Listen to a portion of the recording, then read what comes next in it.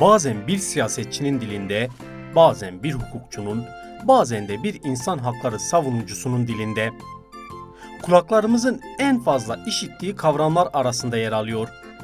Öyle ki zaman zaman en baskıcı yönetimlerin bile bu kavramı kullandığına tanıklık edebiliyoruz. Demokrasi kavramından bahsediyoruz. İnsanların demokrasiye yaklaşımı da en az bu kavramın içeriği kadar önemli noktalardan biri. Bakalım bu yaklaşımlar neler ve halkın demokrasi tanımı nasıl?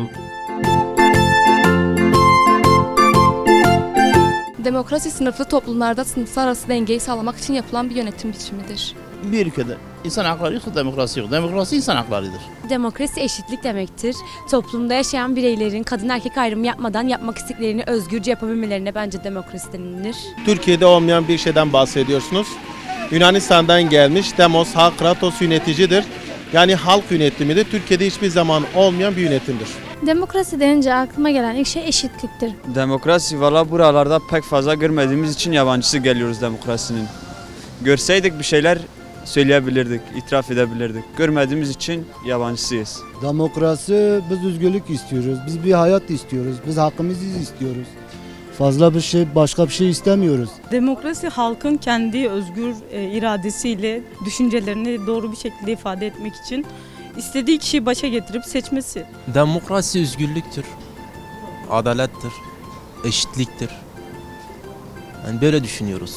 Bence demokrasi ülkemizde olmayan insan haklarıdır. Kimsenin önemsemediği, hoş görmediği ama aslında herkesin bunu uygulaması gereken bir insan hakkı diye düşünüyorum. Demokrasi bence bireylerin kendi kararlarını alırken bir baskı altında kalmamasıdır yani. Demokrasi özgürlük demektir, eşitlik. En başta eşitliktir yani. Demokrasi kadın özgürlüğü, eşitlik, kadın hakları.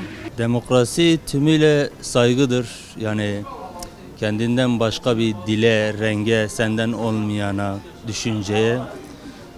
Lakin günümüzde yani bunun var olduğunu söyleyemeyiz. Demokrasi yani ülkede demokrasi yok ki. Neyin demokrasinden bahsedeceğiz ki yani? Demokrasi insan haklarıdır, ifade özgürlüğüdür, düşünce özgürlüğüdür. Odur yani, başka ne olabilir? Demokratik bütün insanlar demokratik istiyor. Her insan. Özgürlük, adalet, eşitlik, insan hakları. Halk demokrasiyi bu kavramlarla tanımlıyor. Kimisi ise bu kavramı tanımlamaktan ziyade uygulanmadığına dikkat çekiyor.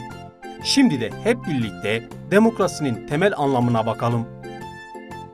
Etimolojik kökenini antik Yunanca'da halk, topluluk anlamına gelen demos ve kratos yani egemenlik kelimelerinden alan demokrasi, farklı hayat tarzlarının meşruiyetine inanan, farklı dünya görüşlerine, inançlara ve hayat tarzlarına sahip insanların bir arada barış içinde yaşamalarını mümkün kılan bir yönetim tarzını ifade eder.